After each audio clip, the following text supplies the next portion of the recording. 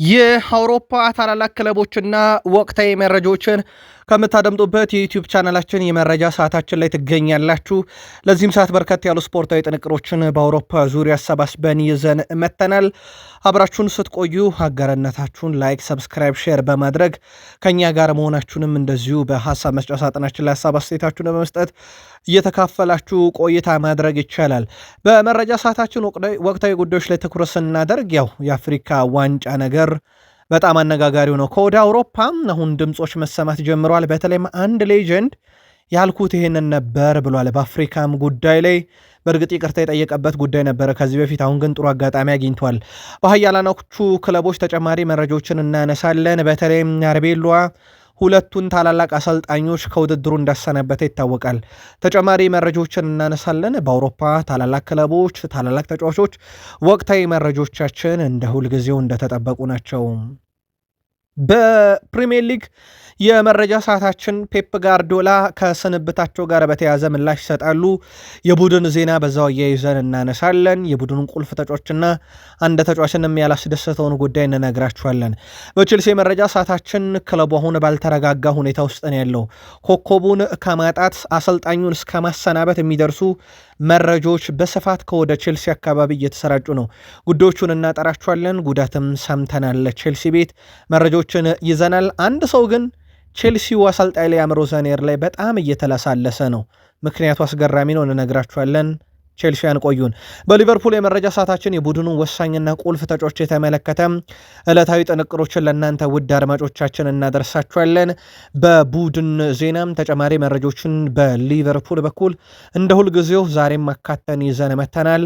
ሊቨርፑልያንም በቡድናችሁ ጨዋታ ዙሪያ ሀሳብ አስተያየታችሁን እያጋራችሁን እስከ ፕሮግራማችን ፍጻሜ ቆዩ። ዩናይትድ በ30ኛ ሳምንት 3ኛ ደረጃ ላይ እንዳለ ይታወቃል። ከዚህ ጋር በተያያዘ በደረጃ ሰንጠረዡ ላይ ነጥቡን ሊያሻሽልበት ከሚችለው አጋጣሚ ጋር በተያያዘና ወቅታዊ የቡድን ዜና እናነሳለን። በዛው የሚጠበቁ ዝውውሮች ላይ ዛሬ ያገኘናቸውን ተጨማሪ መረጃዎች ለዩናይትድ ደጋፊዎች በመረጃ ሰዓታችን አካተናል። ዩናይትድያንም ሀሳብ አስተያየታችሁን እንደ ሁልጊዜው እያጋራችሁን እስከ ፕሮግራማችን ፍጻሜ ቆዩ። ከአርሰናል ጋር በተያያዘ ውድ ቤተሰቦቻችን በአርሰናል የመረጃ ሰዓታችን ወሳኝ የሚባሉ የቡድን ዜናዎችን አሰባስበን ይዘን መተናል። በተለይም አርሰናል ከፕሪሚየር ሊግ ክለቦች ብቸኛው እንደቀረ ይታወቃል። በአራቱ መድረክ ላይ የሚፋለመው ቡድን አንደኛው ጨዋታ ደግሞ ከሲቲ ጋር በካራባው ካፕ ፍጻሜ ነው። ልዩ የቡድን ዜና ራሳቸው ፔፕ ጋርዲዮላን ዋቢ ያደርገን ከአርሰናል ጋር እናነሳለን። የወቅቱ አነጋጋሪ ተጫዋች የብሬቼ ኢዜ ነው። እሱን ብቻ አይደለም፣ ሳካን እንዲሁም ማክስ ዶማንን ጨምሮ ተጨማሪ መረጃዎችን ይዘናል። የአርሰናልም ደጋፊዎች እንደ ሁልጊዜው እስከ ፕሮግራማችን ፍጻሜ ቆዩ። ላይክ፣ ሰብስክራይብ፣ ሼር ስለምታደርጉ ለአጋርነታችሁ ሁሉ እጅግ አድርገን አመስጋኞች ነን። መልካም ቆይታ። በድጋሚ በአፍሪካ ጉዳይ እንጀምር። በሴኔጋል ብሔራዊ ቡድን በኩል እንግዲህ አሁንም መረጃዎች እየወጡ ይገኛሉ። በተለይም ዋንጫውን ካፍ ነጥቆ ለሞሮኮ ከሰጠ በኋላ ዋንጫው ከሴኔጋል አይወጣም ብሏል አብዱላይ ሶ። የሴኔጋል እግር ኳስ ፌዴሬሽን ዋና ጸሐፊ አብዱላይ ሶ ካፍ በሙስና የተዘፈቀ ተቋም ሲል ወርፎታል። ከውሳኔው በኋላ በመላው ዓለም የተነሳው ቁጣ የውሳኔውን ኢፍታዊነት ያረጋገጠም ነው ብለዋል። ትግላችን ገና አላበቃም ያሉት አብዱላይ ሶ ይህንን ለመላው የሴኔጋል ሕዝብ አረጋግጥላቸዋለሁ ብለዋል። ሴኔጋል አሸናፊ ነች፣ እውነት አላት የሚሉት ዋና ጸሐፊው ዋንጫው ሀገረ ሴኔጋል ንቅንቅ አይልም፣ ከዚህም አይወጣም ብለዋል። ከዚህ ጋር በተያያዘ አማር ሀድ ዲዩፍ የቡድኑ ተጫዋች ለመጀመሪያ ጊዜ በኢሜይል የተበላ ዋንጫ ብሎታል። ያው በማህበራዊ ትስስር ገጽ ላይ ነው እንግዲህ ዋንጫው የተነጠቀው።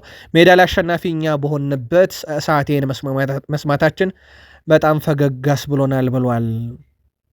ጉዳዩን በተመለከተ አውሮፓ ውስጥ ምን እየተባለ ነው የሚለውንም ከከዋክብቶች መንደር ዳሰነው ነበረ። ፓትሪስ ኤቭራ የቀድሞ የማንቸስተር ዩናይትድ ሌጀንድ ውሳኔው ለአፍሪካ እግር ኳስ ውርደት ነው ብሎታል። የቀድሞ ተጫዋች ፓትሪስ ኤቭራ የአፍሪካ ዋንጫው ለሞሮኮ መሰጠቱ ለውድድሩ ውርደት ብሎታል። ትክክለኛው አሸናፊ ሴኔጋል ነች ያለው ኤቭራ ይህ ለአፍሪካ እግር ኳስ ውርደት ብሎታል። የዜናው የስልክ መልእክት ሲደርሰው የቀልድ ሁኔታ መስሎኝ እንደ ቀልድ አልፌው ነበረ፣ በኋላም ላይ ጓደኞቼ ናቸው እውነት መሆኑን ያረጋገጡልኝ የሚለው የቀድሞ የማንቸስተር ዩናይትድ ተጫዋች ኤቭራ ቀልድ ነበር ብሏል።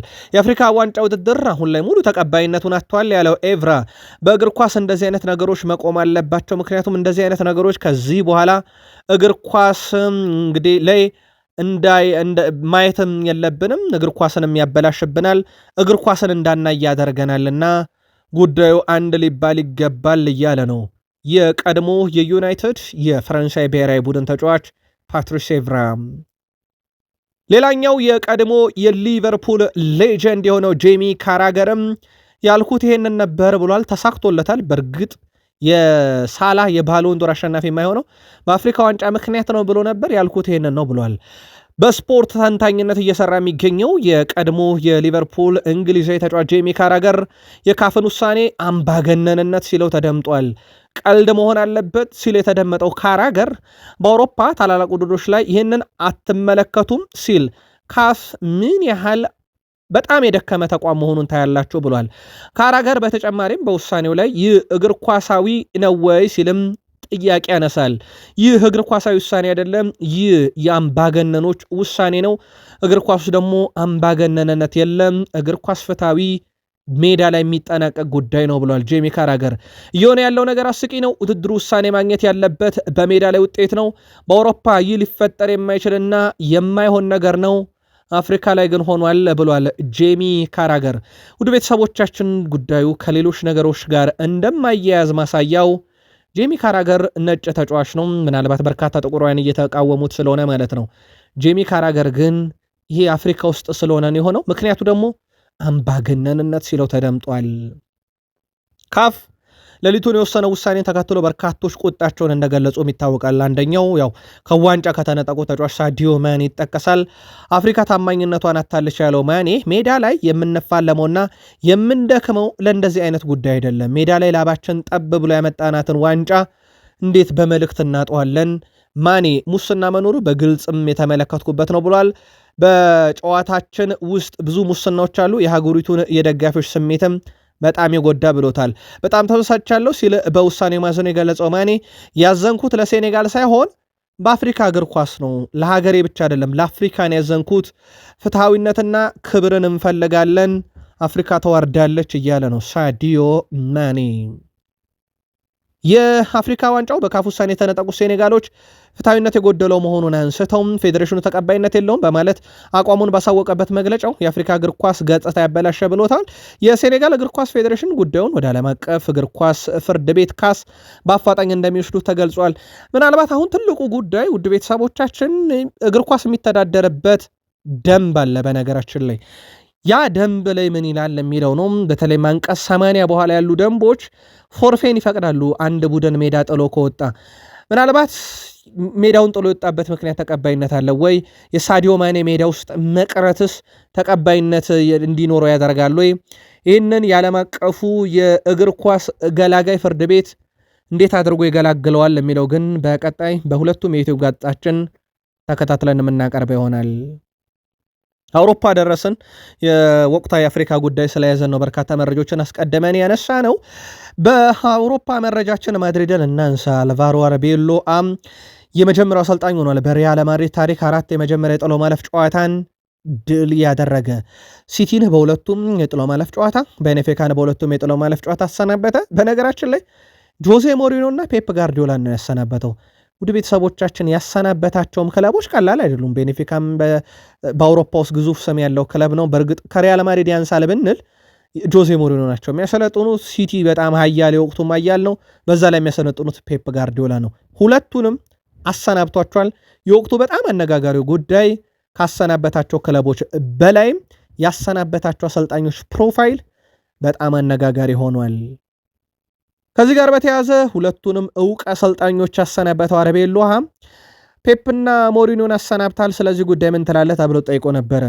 ሁለቱን አሰናብተናል ማለት ቡድኑ በጣም አስደናቂ ተጫዋች ስብስብ በውስጡ ይዟል ብሎ ክሬዲቱን ለተጫዋቾቹ ሰጥቷል ያሰልጣኙ። ከዛ በዘለለ ውድ ቤተሰቦቻችን የቡድኑ ቁልፍ ተጫዋቾችን በዛው እናንሳቸው። አንደኛው ቪኒሺየስ ጁኒየር ነው። በጣም ያስገረመው መረጃ ውድ ቤተሰቦቻችን በሲቲና በማድሪድ የኢታሃዱ ጨዋታ ቪኒሺየስ ጁኒየር 2.72 ግብ የመሆን እድል ያላቸውን ሙከራ አድርጓል። ይህ ሙከራ ፓሪስ ሰን ዠርሜን በደርሶ መልስ አለሞከረውም። ውድ ቤተሰብ 8 ጎል ሲያስቆጥር የፓሪስ ሰን ዠርሜን ግብ የመሆን ሙከራ ንጻሬ 2.23 ነው። ከአንድ የምሽቱ የቪኒሺየስ ጁኒየር የሙከራ ጥራት ያንሳል። የፓሪስ ሰን ዠርሜን የሙከራ ጥራት በጣም አስደናቂ ቁጥር ነው። ያው ፓሪስ ሰን ዠርሜን ከዚህ ሁሉ 2.2 ብቻ የግብ ጥራት ተጨማሪ ወደ 6 ግቦችን እንዳገኘ ይታወቃል። የቼልሲን ድክመት በይበልጥ መከላከሉን ያጋለጠ እንደሆነ ይታወቃል። ቲቦት ኮርቷ መጠነኛ ጫና ገጠመው እንጂ ጉዳት አልገጠመውም ብሏል ኤኤስፔን ብራዚሉ። ስለዚህ ተጫዋቹ በቀጣይ ጨዋታ ወደ ሜዳ ይመለሳል የሚሉ መረጃዎች በስፋት እየወጡ ይገኛሉ። ውድ ቤተሰቦቻችን እናም በሪያል ማድሪድ በኩል የጤና ምርመራ ይደረግለታል ተብሏል። ተጫዋቹ የድካም ስሜት እንጂ ጉዳት የለም የሚል መረጃ ነው በስፋት ኤኤስፔን ዛሬ ይዞት እየወጣው። ከጀርመን ቡንደስሊጋ ጋር በተያያዘ አንድ መረጃ ስላገኘን እሱን እናንሳና ወደ እንግሊዝ መረጃዎቻችን እንሻገራለን። በጀርመን ቡንደስሊጋ ዘንድሮ ውድ ቤተሰቦቻችን ዕድሜያቸው 19ና ከዛ በታች የሆኑ 19 ተጫዋቾች 55 ጎሎችን አስቆጥረዋል። በቡንደስሊጋ ታሪክ በርካታ ግብ አስቆጣሪ ከ19 ዓመት በታች፣ በቡንደስሊጋ ታሪክ በርካታ ግብ ከ19 ዓመት በታች በሆኑ ተጫዋቾች የተቆጠረበት ሲዞን ሆኗል። ያውም ገና ሲዞኑ ሳይጠናቀቅ እንግሊዝ ደረስን። የእንግሊዝ ፕሪሚየር ሊግ መረጃችንን በፔፕ ጋርዲዮላን ጀምር። ፔፕ ጋርዲዮላ ጥያቄ ቀረበላቸው ልክ ሲቲ ከተሰናበተ በኋላ በሲቲ ቆይታቸው ዙሪያና በአመቱ መጨረሻ ይለቃሉ ስለመባሉ ምላሽ እንዲሰጡ ነበረ። ሁሉም ሰው እኔ ከስራ ማባረር ይፈልጋል ማለት ነው ብለው ቀልደዋል። አንድ ቀን እዚህ መጥቼ ደህና ሁኑ ጓዶቼ የምልበት ጊዜ ይኖራል፣ ነገር ግን አሁንም እዚህ ነኝ፣ ገና 1 ዓመት ኮንትራት ይቀረኛል ብለዋል ፔፕ ጋርዲዮላ። እቺ 1 ዓመት ኮንትራትም ከሚዲያ ጫና ልትጠበቃቸው የተፈረመች እንጂ እሳቸው ሊቆዩባት እንዳልሆነ ግልጽ ነው የሚሉ መረጃዎችም ከእንግሊዝ ሚዲያዎች በተለይ በስፋት እየወጣ ነበር።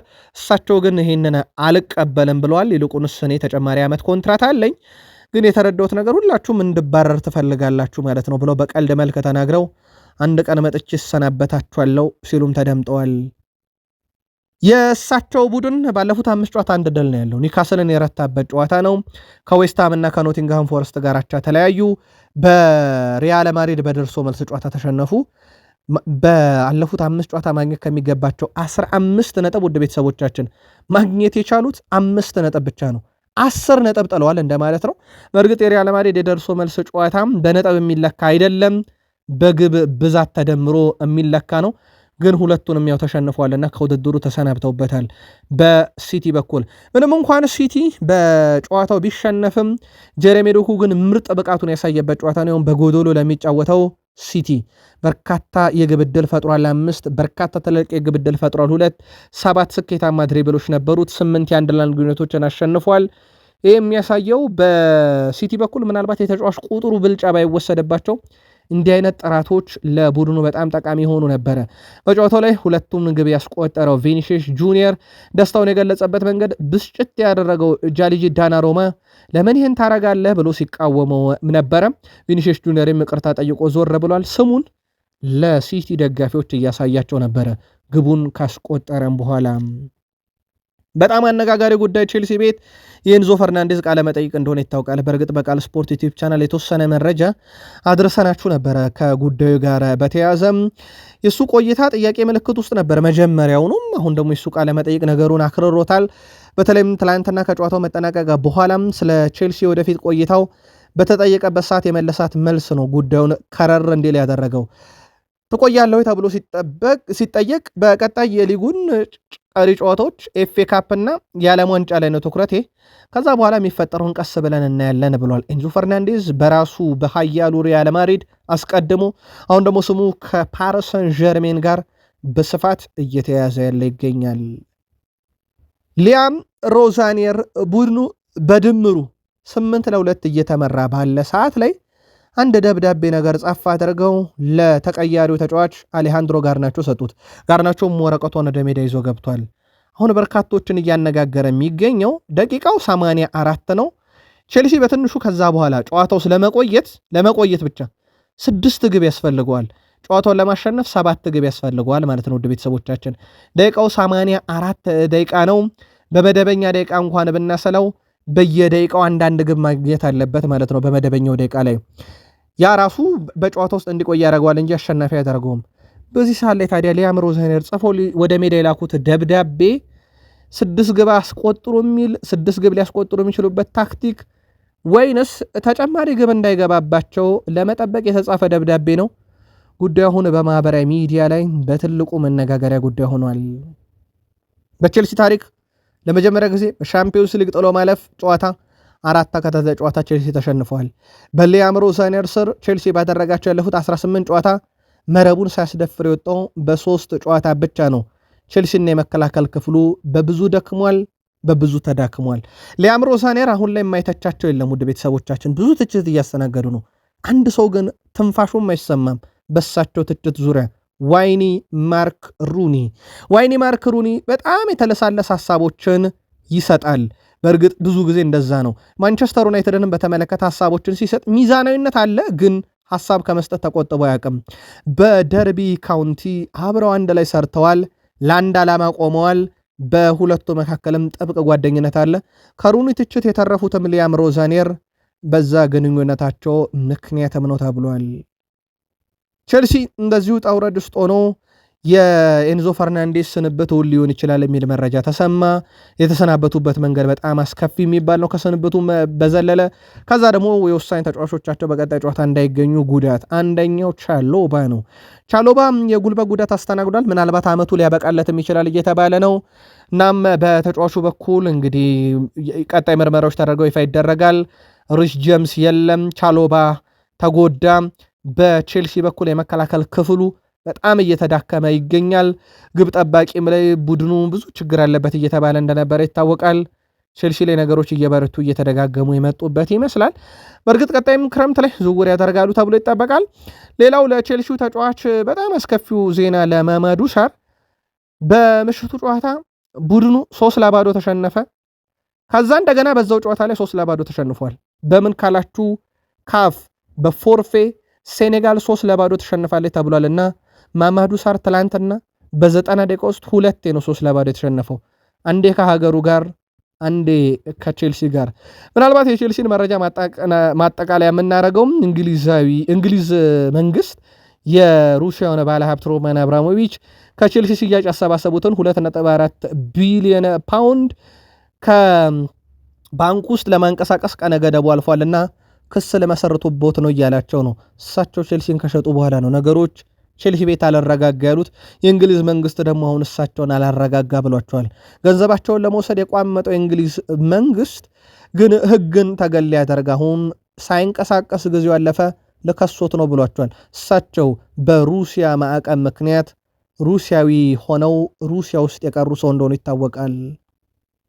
በአውሮፓ ሻምፒዮንስ ሊግ ውድድር ላይ በትንሹ 25 ጨዋታ ተጫውተው ከከርትስ ጆንስ በላይ የማሸነፍ ንጻሪ ያለው አንድም ተጫዋች የለም። ውድ ቤተሰቦቻችን 80% የአውሮፓ ሻምፒዮንስ ሊግ ጨዋታን ድል ያደረገ ተጫዋች ነው በትንሽ ጨዋታዎች ላይ። በነገራችን ላይ ተጫዋቹ ምናልባትም በዚህ ውድድር ዓመት መጨረሻም ከሊቨርፑል ይሰናበታል ተብሎ እየተጠበቀ እንደሆነ ይታወቃል። ከዚህ ጋር አያይዘን ግን የተወሰኑ መረጃዎች እናካፍላችሁ ውድ ቤተሰቦቻችን። ከ2019 ከባርሴሎና 4-0 ድል በኋላ ሊቨርፑል በአንፊልድ ባደረጋቸው የሻምፒዮንስ ሊግ ጥሎ ማለፍ ጨዋታ ያሸነፉት አንድ ጨዋታ ብቻ ነው። ይህ ክፉ አጋጣሚ ነው። ሳላ በሻምፒዮንስ ሊግ ለሊቨርፑል ብዙ ጨዋታን ማድረግ 94 ከሳሚ ሃይፔን ጋር የሶስተኛነት ቦታን ባንድ ላይ እንዲሁ ተጋርቶ ይገኛል። ይህም ተጫዋች ቀጣዩን ሪካርድ ይሰብራል ተብሎ ይጠበቃል። በሊቨርፑል በኩል እንዲህ አይነት ሀዛዊ መረጃዎችን በተጫዋቾቻቸው በኩል ይዘው ነው በአንፊልድ ሮድ ስቴዲየም ፈልሚያቸውን የሚያደርጉት። ሻምፒዮንስ ሊግ ለዚህ ክለብ በጣም ወሳኝ ነው። ለእያንዳንዱም ተጫዋች ትልቅ ትርጉም አለው እያለ ነው ካፒቴን ቨርጅል ቫንዳይክ።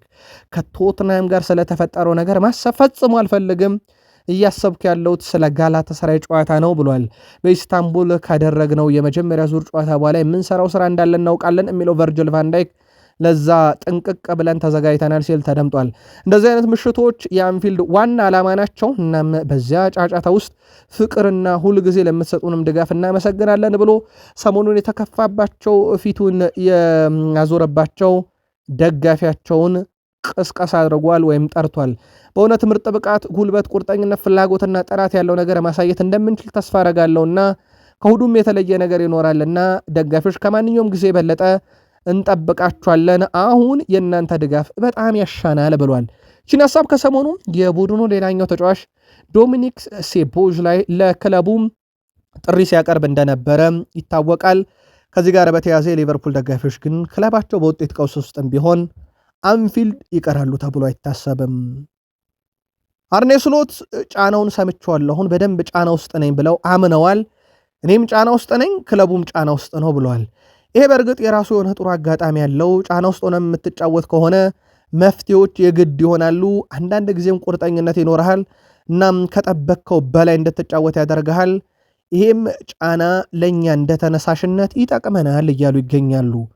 ምናልባት ግን የሊቨርፑልን ጥንካሬ ፔፕ ጋርዲዮላ ደግመውና ደጋግመውም ሲናገሩት፣ እንዲሁም ከዚህ ሳምንት ሽንፈታቸውን በኋላ ሲናገሩት፣ በእርግጥ ሪያል ማድሪድ ፈተና ሆኖባቸዋል በአውሮፓ ሻምፒዮንስ ሊግ ምንም ጥያቄ የለውም። ግን እሳቸው የሪያል ማድሪድ ትልቁ ፈተኔ ለእኔ አይደለም፣ የኔ ትልቁ ፈተኔ የኤርገን ክሎፕ ሊቨርፑል ነበር ብለው ድጋሜ ተናግረዋልና ሊቨርፑልያን ዳግም ክሎፕን ቢናፍቁ የሚገርም አይመስልም። ለማንኛውም ሊቨርፑል ከጋላታ ሳራይ ዛሬ ምሽት 5 ሰዓት በኢትዮጵያን አቆጣጠር ጨዋታው ይደረጋል። ይህን ጨዋታ በተመለከተ በቃል ስፖርት ዩቲዩብ ቻናል በዛሬው ዕለት ባቀረብንላችሁ የማለዳው ጥንቅራችን ማርች 18 2026 ሮብ ማለዳ ማለት ነው ሰፊ መረጃ ለሊቨርፑልያን አካተንበታል። ሌስ አንድሮ ማርቲኔዝ፣ ኑስር ማዝራዊና ማቲያስ ዴሌክት ዛሬ ክለቡ ባደረገው ልምምር ላይ አልተገኙም። ስለዚህ በዚህም ጨዋታ ላይ በበርንማውዙ ጨዋታ ማለት ነው ይገኛሉ ተብሎ አይጠበቅም። ውድ ቤተሰቦቻችን ዩናይትድውያን ሊሰሙት ከማይፈልጉት ዜና አንደኛው የተጫዋቾቹ ወቅታዊ ጉዳት ሁኔታ ነው። አሁንም በርካታ ያሉ ተጫዋቾቻቸውም ከቡድን ውስጥ የሉም። በተለይም የሌሳንድሮ ማርቲኔዝን መኖር ይጠብቁ ነበረ ማንቸስተር ዩናይትዶች። ኑስር ማዝራዊ ያው አሁን በዲያጎ ዳሎ ቦታው ተሸፍኗል። ማቲያስ ዴላይት ከጉዳት ከቅራቅ ቆይቷል። ሌሳንድሮ ማርቲኔዝ ግን በሚፈለገው ሰዓት አልተገኘም። ዩናይትድ ወደ ቪታሊቲ አቅንቶ በርንማውዝን ይገጥማል። ነጩን መለያ ይለብሳል። ስቱዋርት አትዌል ይህንን ጨዋታ በመሃል ሜዳ ዳኝነት እንዲመሩት እንደተሾሙ ይታወቃል።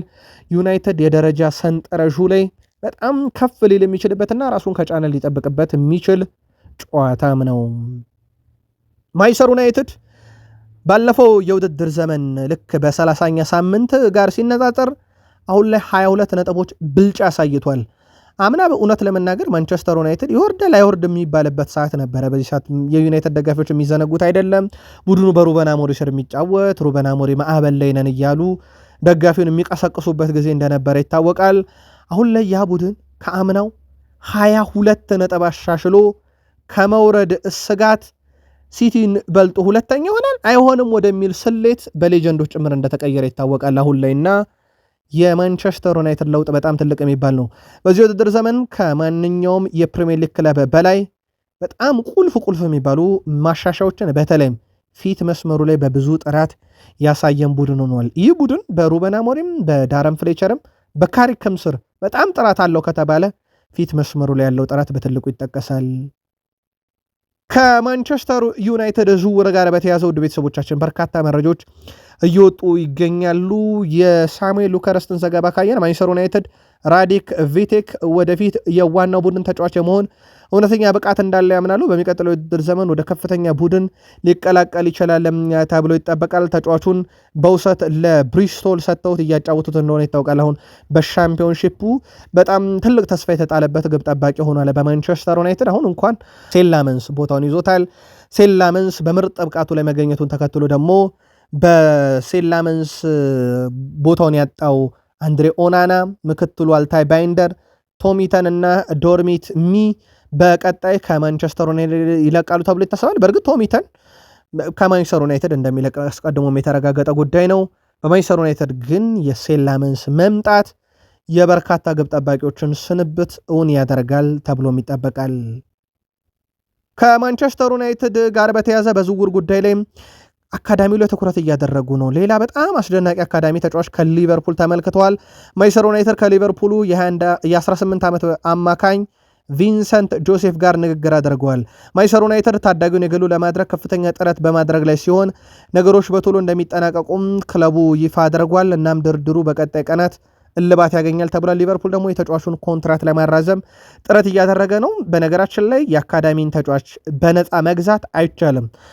ለክለቡ ለእናት ክለቡ የአካዳሚ ወጪውን ያወጣበትን የካሳ ክፍያ የዝውውር ክፍያ ሳይሆን የካሳ ክፍያ በአንቀጹ መሰረት ዩናይትድም ሌሎችም ክለቦች ይከፍላሉ።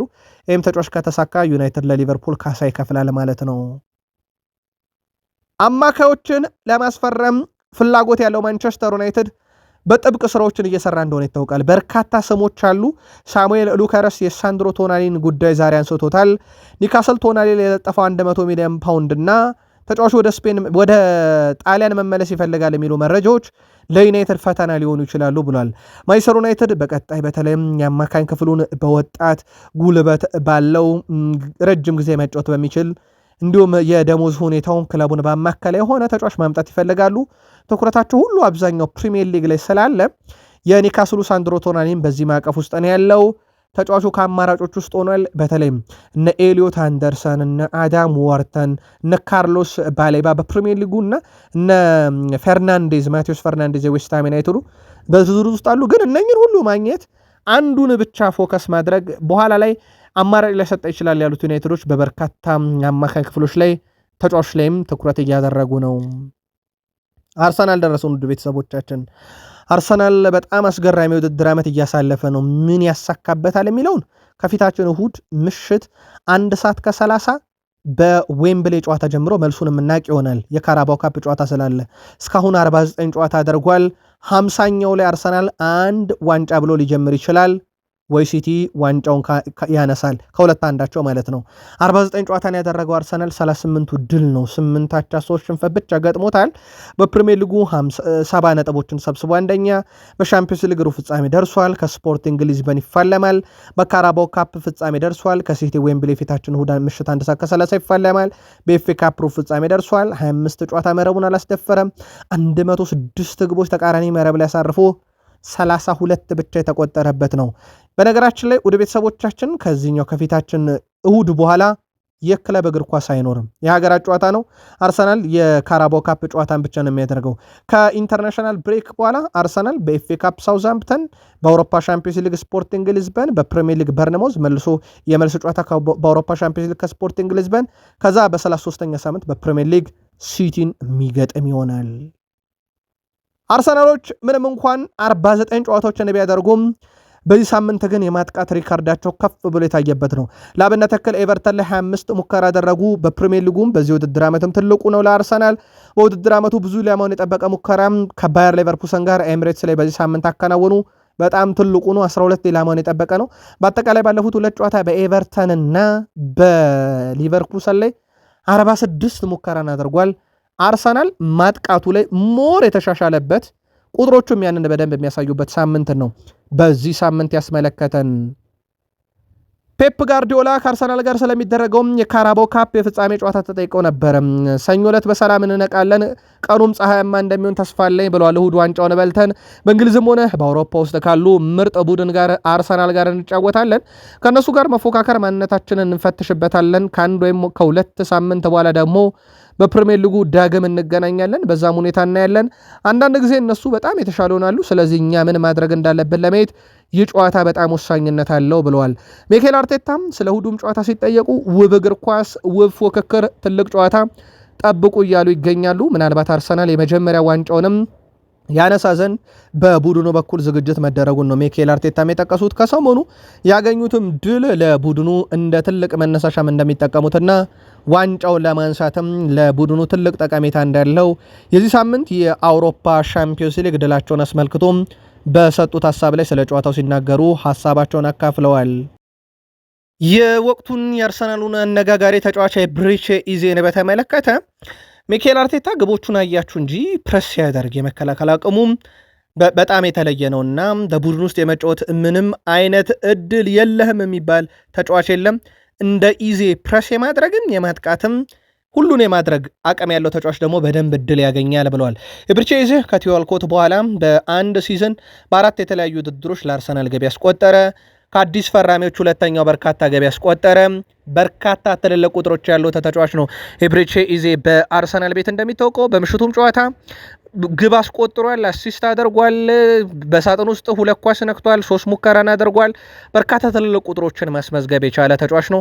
ቶሮሳርድም ግቡን በብዙ አድንቆለታል። አስደናቂ ግብ ነው።